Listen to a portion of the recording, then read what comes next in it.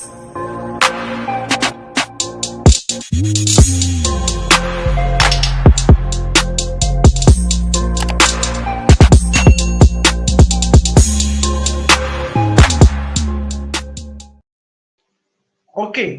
balik lagi bersama saya Rapcu Tarigan dan kali ini saya nge-vlog soal ada yang nanya apa sih film kesukaan saya anime. Jujur sebetulnya saya bukan pecinta anime, saya juga tahu anime karena ada satu film yang bagus banget. Uh, Kalau teman-teman tahu tentang Naruto, jadi film itu memang mengantarkan saya dari kecil seperti itu. Hingga sampai saat ini saya nonton juga, bahkan sampai Boruto pun saya masih sempat ngikutin. Tapi Boruto nggak terlalu sekeren Naruto seperti itu. Nah, uh, pertanyaannya kenapa saya harus nonton Naruto? Begini, Naruto ini menarik. Kalau kita lihat latar belakang pemeran utamanya ya si Naruto sendiri. Kalau kita tahu bahwa Naruto itu adalah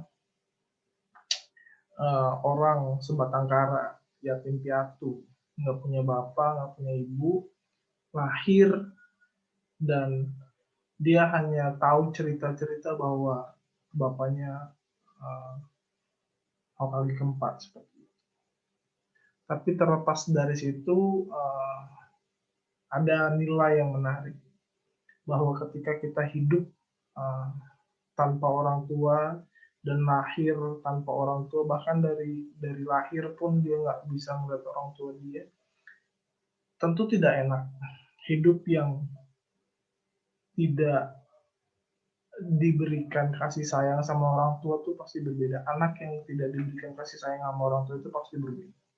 Dan itu terjadi sama Naruto sehingga waktu kecil Naruto tidak dianggap.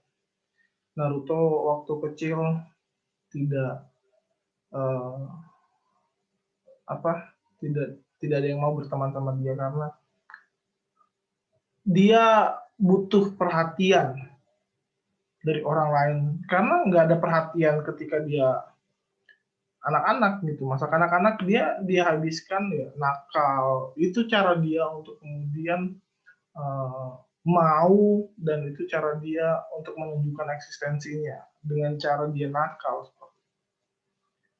Lalu kemudian yang menarik ketika kecil dia punya impian untuk menjadi Hokage. Hokage ini bisa kita ibaratkan adalah gelar tertinggi di desa, ataupun kalau kita bisa bilang presiden lah seperti itu, pemimpin tertinggi di desa, ninja terhebat seperti itu. Dan ketika Naruto mengucapkan itu pengen jadi Hokage, orang-orang ketawa. Ini yakin anak sebatang kara mau jadi Hokage, bandel, bahkan ujian apa? Ujian Kage Bunshin ketika itu gagal seperti itu. Ini yakin mau jadi Hokage kan seperti itu. Pertanyaannya, anak yang tidak berbakat, banyak ngomong, tidak. Apakah bisa jadi Hokage, itu pertanyaan banyak. Lalu kemudian beranjak dewasa, dia menyadari bahwa di dalam dirinya itu ada seekor rubah seperti itu. Aib rubah yang kemudian menghancurkan desa seperti itu, dan ketika dia tahu informasi itu, ketika dia beranjak dewasa, dia jadi sadar bahwa orang-orang ternyata yang ngejauhin dia itu karena takut bermain sama Naruto, dianggap Naruto itu adalah anak siluman seperti itu. Padahal enggak seperti itu. Naruto dianggap anak siluman sehingga dia sadar bahwa oh mungkin orang nggak mau menjauhi saya karena aib seperti itu. Lalu apa yang menarik adalah semangat Naruto yang membuat dia menemukan kepercayaan dari teman-temannya. Dia mulai latihan sama Jiraiya ketika itu Rasengan. Jurus Rasengan itu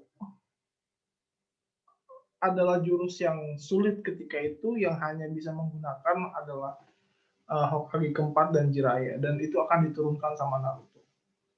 Dan Rasengan itu jurus yang complicated karena dia harus memusatkan cakra di lengan lalu kemudian membentuk cakra itu menjadi bola, dan itu sulit anak sekecil itu. Tapi apakah Naruto menyerah? Enggak. Dia tetap berusaha. Dia selalu berusaha untuk menunjukkan bahwa dia bisa. Walaupun progresnya agak lama, sekitar kalau salah ingat banget 7 hari lah seperti itu. Sudah seperti itu, progresnya agak lama, lalu kemudian dia berhasil rasanya, walaupun belum sempurna. Ketemu Tsunade ketika itu calon Hokage itu berhadapan, lalu kemudian Tsunade kaget. Ini Jiraiya ngajarin Rasengan sama anak yang terlalu banyak ngomong. Dan Naruto tetap pada tekad dia bahwa dia mengatakan sama Tsunade, saya pengen jadi Hokage. Walaupun pengalaman Tsunade sering sekali mendengar impian menjadi Hokage, pacarnya Tsunade pengen jadi Hokage meninggal, lalu kemudian adiknya Tsunade pengen jadi Hokage meninggal, dan Tsunade sendiri tidak ingin menjadi Hokage seperti itu, ditawari sama Jiraiya. Tapi Naruto bilang, Hokage itu impian saya dari kecil. Dia bilang, saya akan berlatih dan berusaha mendapatkan kesempatan itu. Dan kata-kata itu mengubah hati Tsunade ketika itu. Anak sekecil ini udah berani ngomong tentang Hokage. Lalu kemudian agak sedikit bertarung ketika itu, dan pastinya kalah. Tapi yang menarik adalah Tsunade memberikan sebuah taruhan bahwa kalau bisa menguasai Rasengan dalam seminggu lagi, memperkuat Rasengannya, dia akan diberikan kalung. Kalung itu kalung berharga miliknya Hashirama, lalu kemudian diturunkan turun-temurun. Itu menjadi kalung kenang-kenangan yang tidak bisa dilepaskan seperti itu. Dan sudah tiba di hari ke-7. Ketika itu di hari ke-7 dia berhadapan, ketika itu ada Orochimaru sama Kabuto yang meminta Tsunade untuk menyembuhkan Orochimaru karena Orochimaru tangannya disegel sama Hokage ketiga. Dan dalam pertempuran itu Naruto berhasil mengeluarkan Rasengan, dan Rasengannya tepat kena Kabuto. Dan itu damage-nya dalam sekali. Sampai Kabuto nggak bisa bangun. Dan akhirnya itu membuat Tsunade akhirnya sadar bahwa wah, ini anak punya semangat dan tekad nih. Akhirnya mulai dilihat ketika itu. Ketika itu mulai dilihat oleh Tsunade, dan akhirnya dia menyerahkan kalung karena Naruto berhasil membuktikan. Itu semua karena usaha dan kerja keras dari Naruto. Lalu kemudian kita masuk ke Naruto Shippuden. Ketika itu Naruto setelah selesai dilatih Jiraiya makin kuat, makin tidak egois seperti itu. Lalu kemudian dilatihlah Naruto untuk mengontrol Cakra Kyuubi, karena Cakra Kyuubi kalau tidak bisa dikontrol, dia akan menjadi siluman yang benar-benar buas, yang tidak tahu mana teman mana musuh seperti itu. Dilatih, wow, cukup panjang dilatih, sekitar 3-4 tahun Naruto dilatih seperti itu untuk mengontrol Cakra Kyuubi. Dan ada momen di mana Naruto mengeluarkan siluman Cakra Kyuubi dan kemudian dia tidak bisa mengontrol seperti itu. Dan ketika pertarungan lawan Orochimaru juga kuat sekali itu, dia tidak mati. Baiklah, waktu itu melukai Sakura, dan Naruto tidak bisa mengontrol Cakra Kyuubi dan akhirnya dilatih. Dilatih oleh Jiraiya, dilatih oleh Yamato, dilatih oleh Kakashi dengan teknik yang baru. Apakah Naruto menyerah ketika itu? Tidak. Naruto tidak menyerah. Naruto justru berlatih giat. Naruto berlatih dan menunjukkan dirinya bisa. Bahkan orang masih tidur pun Naruto tetap latihan seperti itu. Itu menunjukkan bahwa sebenarnya kerja keras dan perjuangan hidup mengantarkan Naruto bisa satu jurus, yaitu Rasen Shuriken. Uh, itu latihan yang dilakukan oleh Yamato dan Kakashi di lembah seperti itu. Latihannya dia suruh membelah air jadi dua begini, lalu kemudian itu prosesnya lama banget, 6 hari 3 hari sebenarnya. Akhirnya dia bisa Rasen Shuriken. Waktu itu lawannya Kakuzu, damage-nya dalam banget, cakranya berubah jadi kayak apa ya. Oke, mungkin saya akan share screen tentang Rasen Shuriken. Kayak gini nih. Rasen Shuriken bentuknya lebih damage-nya lebih dalam. Ini berputar kayak angin gitu. Rasen Shuriken. Kayak gini lah bentuknya. Dan itu damage-nya dalam banget. Akhirnya Naruto bisa menguasai jutsu atau jurus yang berat, menghabiskan banyak cakra seperti itu. Karena apa? Karena latihan seperti itu. Intinya latihan. Dan dia mulai diakui ketika dia membantu dan mengalahkan Kakuzu. Sedikit demi sedikit orang kemudian percaya sama dia. Lalu kemudian Naruto dilatih untuk melakukan ataupun berlatih untuk menguasai jutsu Sannin Mode. Itu Sannin Mode itu kalau nggak salah dia jurus yang dapat menyatu dengan alam dan merasakan keberadaan orang melalui alam sekitar. Nah, ini dia Sannin Mode. Gitu. Kemudian Sannin Mode ini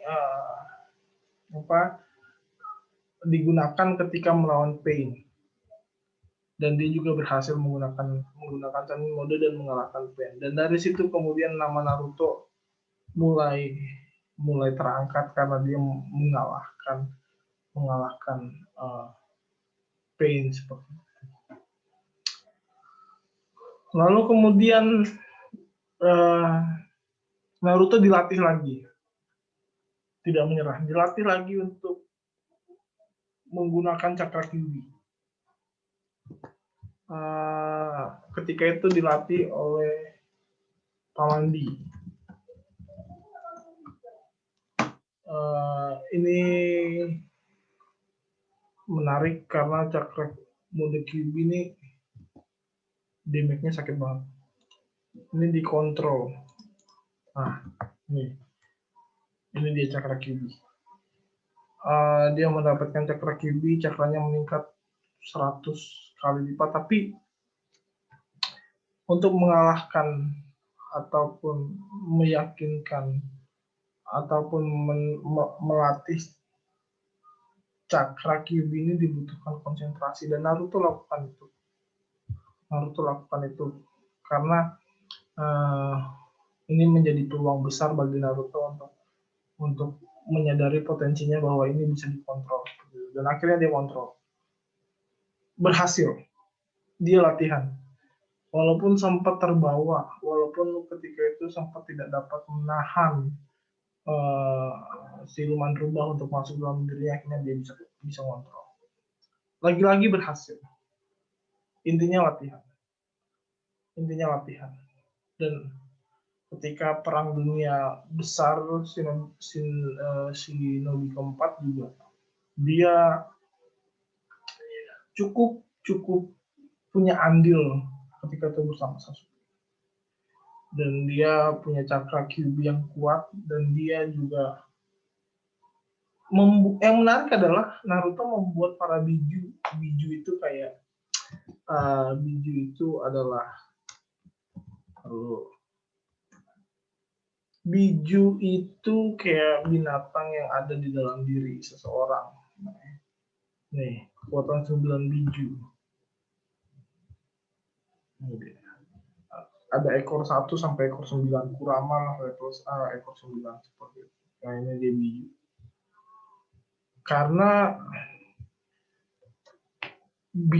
para biju itu menilai bahwa orang-orang nih yang pengen kekuatan biju itu hanya untuk kepentingan sendiri seperti, dan akhirnya tidak bisa kontrol juga, dan akhirnya malah menghancurkan orang lain. Tapi Naruto berbeda, dia memberikan pandangan, dia memberikan ketulusan bahwa enggak kok, saya pengen mengubah dunia dengan idealisme dia, dan dia berhasil.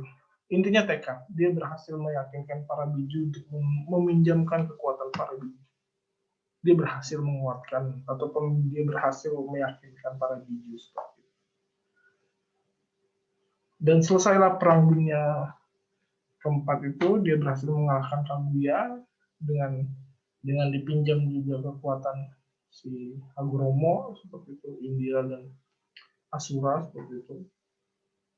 Dia berhasil. Tapi ketika berhasil ternyata ada pertempuran lain nih. Bertempur dengan Sasuke untuk yang terakhir kali. Ketika itu Sasuke bilang, kita bertarung untuk menentukan siapa yang kuat. Naruto mengiyakan. Bertarung di lembah kematian sambil berdarah-darah. Lalu kemudian Sasuke bilang, apa yang membuat lu sejauh ini untuk meyakinkan gue untuk balik ke Konoha? Naruto simpel jawabnya, lu tuh teman gue, sehingga rasa ataupun ikatan itu kemudian mengalir begitu saja dan menguat karena latar belakang Naruto dan Sasuke hampir-hampir mirip. Sasuke kehilangan bapak ibunya, walaupun Sasuke tahu bahwa pernah ada bapak ibunya tapi dibantai sama Itachi, tapi Naruto nggak ada bapak ibu sejak lahir. Tapi poinnya sama, nggak punya orang tua, dan itu menyedihkan. Hidup sebatang kara. Dengan ikatan yang sama itulah akhirnya Naruto berhasil meyakinkan Sasuke dengan ketulusan hati. Wow. Intinya dalam pertemanan tuh itu, ketulusan hati. Kita tidak bisa memaksakan orang untuk balik ke tempat tinggalnya, tapi dengan ketulusan hati akhirnya tergerak. Seperti Sasuke. Ketika itu Sasuke dapat memilih apakah dia percaya sama Naruto atau tidak. Tapi dengan keteguhan dan ketulusan Naruto, akhirnya Sasuke percaya bahwa Sasuke itu adalah teman Naruto. Dan dengan itulah kemudian Naruto diakui dengan kerja keras dan ketulusan. Akhirnya Naruto yang tadinya sebatang kara, nggak punya orang tua, dikucilkan, dianggap cita-cita Hokage itu sebagai sampah, akhirnya dia bisa membuktikan, dan hari ini Naruto menjadi Hokage. Dan itulah perjalanan hidup, kita nggak akan tahu, kita nggak akan pernah ngerti. Tapi intinya apa? Berusaha dan tulus hati untuk melakukan sesuatu. Itu. Terima kasih.